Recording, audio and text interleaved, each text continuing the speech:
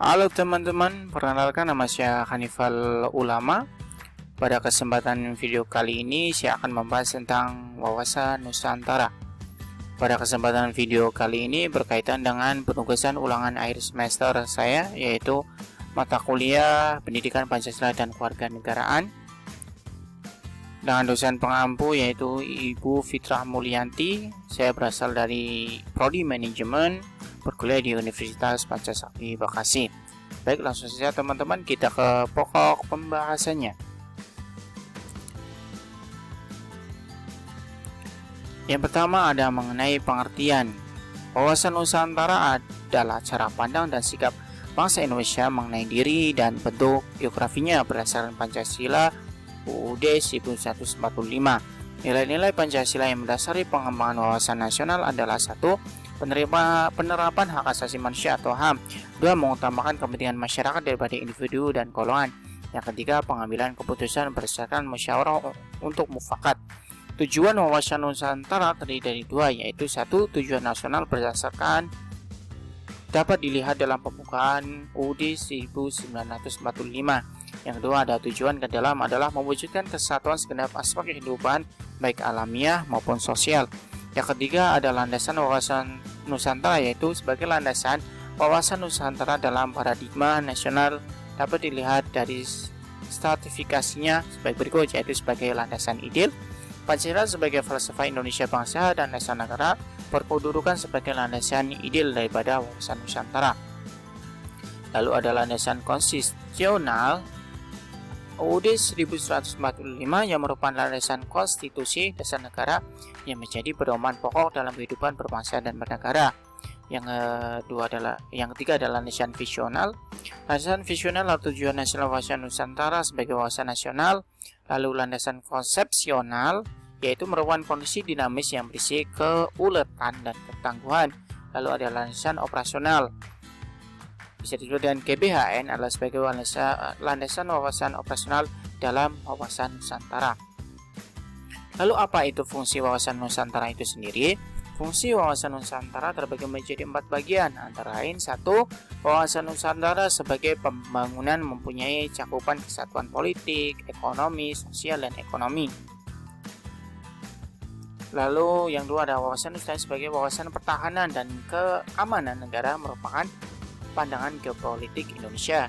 Lalu ketiga, fungsinya itu wawasan Nusantara sebagai wawasan kewilayahan sehingga berfungsi dalam pembatasan negara.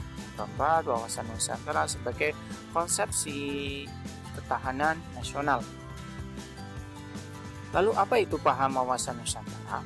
Wawasan nasional suatu bangsa dibentuk dan dijiwai oleh paham-paham kekuasaan dan geopolitik yang dianut.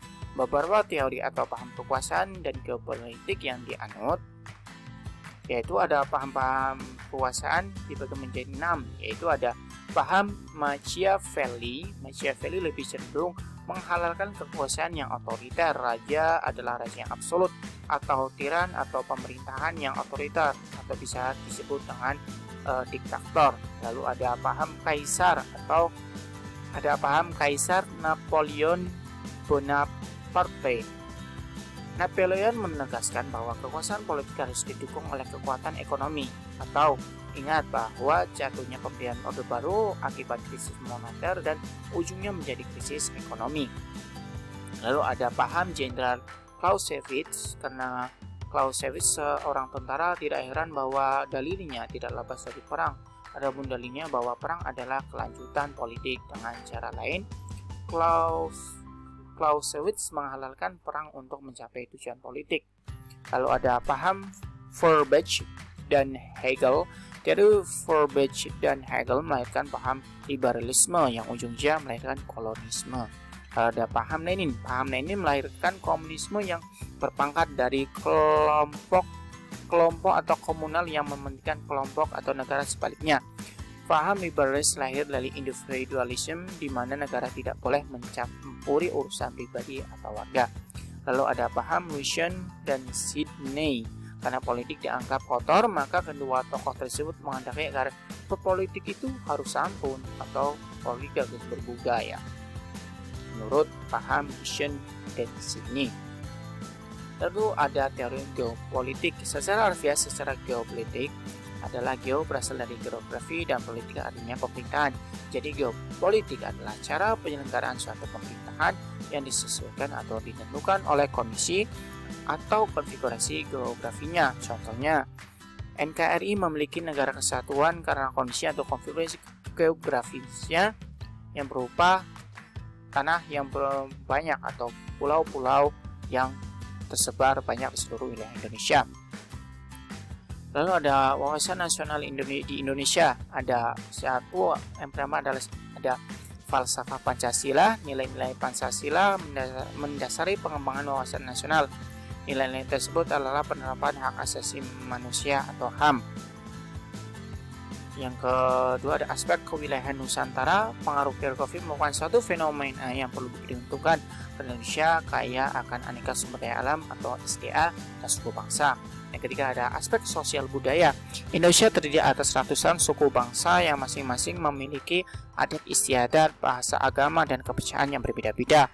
Lalu yang keempat ada aspek sejarah. Indonesia memiliki pengalaman sejarah yang tidak mengendarai terulangnya perpecahan dalam lingkungan bangsa dan negara Indonesia. Lalu lanjutnya ada unsur-unsur dalam wawasan Nusantara, yaitu terbagi menjadi beberapa unsur. Yang pertama ada wujud wilayah. Batas ruang lingkup wilayah Nusantara ditentukan oleh lautan yang di dalamnya terdapat gugusan ribuan pulau yang saling dihubungkan oleh perairan. Yang kedua ada tata inti organisasi bagi Indonesia. Tata inti organisasi negara di Indonesia itu sendiri didasarkan pada Undang-Undang 1945 yang menyangkut bentuk dan kedaulatan negara, kekuasaan pemerintah, sistem pemerintah, dan sistem perwakilan. Yang ketiga yaitu tata kelengkapan organisasi. Wujud tata kelengkapan organisasi adalah kesadaran politik dan kesadaran bernegara yang harus dimiliki oleh seluruh rakyat, tentunya yang mencakup partai politik, golongan, dan organisasi masyarakat, kalangan pers, seluruh aparatur negara. Lalu yang selanjutnya adalah kita harus mengenal yang namanya sebuah hakikat wawasan Nusantara. Wawasan Nusantara adalah cara pandang bangsa Indonesia terhadap rakyat, bangsa, dan wilayah negara kesatuan Republik Indonesia yang meliputi darat, laut, dan udara di atasnya sebagai satu kesatuan politik, ekonomi, sosial, budaya, dan pertahanan keamanan. Setelah hakikat, kita harus mengenal sebagai tentunya asas wawasan Nusantara. Ada beberapa asas wawasan Nusantara. Merupakan pengertian asas wawasan Nusantara itu sendiri yaitu merupakan ketentuan atau kaidah-kaidah dasar yang harus dipatuhi atau ditaati, dipelihara, dan diciptakan demi tetap taat dan setianya komponen pembentuk bangsa Indonesia terhadap kesepakatan bersama. Asas wawasan Nusantara itu sendiri terdiri dari satu, kepentingan tujuan yang sama. Yang kedua ada keadilan. Yang ketiga ada kejujuran. Yang keempat ada solidaritas. Yang kelima ada kerjasama. Yang keenam ada kesetiaan terhadap kesepakatan. Lalu setelah itu kita bahas mengenai arah pandang wawasan Nusantara. Yang pertama ada arah pandang ke dalam. Arah pandang ke dalam bertujuan menjamin perwujudan persatuan kesatuan segenap aspek kehidupan nasional, baik aspek alamiah maupun aspek sosial.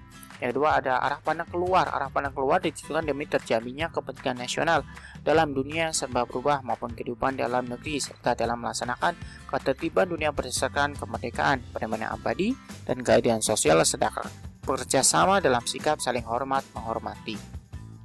Lalu yang paling penting ada sebagai kedudukan wawasan Nusantara di Indonesia tentunya. Wawasan Nusantara sebagai wawasan nasional bangsa Indonesia merupakan ajaran yang diyakini kebenarannya oleh seluruh rakyat agar tidak terjadi penyesatan dan penyimpangan dalam upaya mencapai serta perwujudan cita-cita dan tujuan nasional. Implementasi itu sendiri dapat kita temui di baik itu di kehidupan politik, kehidupan ekonomi, kehidupan sosial, dan kehidupan pertahanan dan keamanan. Demikian itu teman-teman presentasi dari saya mengenai wawasan Nusantara pada video kali ini. Apabila kurang dimengerti dalam video penyampaiannya, saya mohon maaf dan saya ucapkan terima kasih. Sampai jumpa.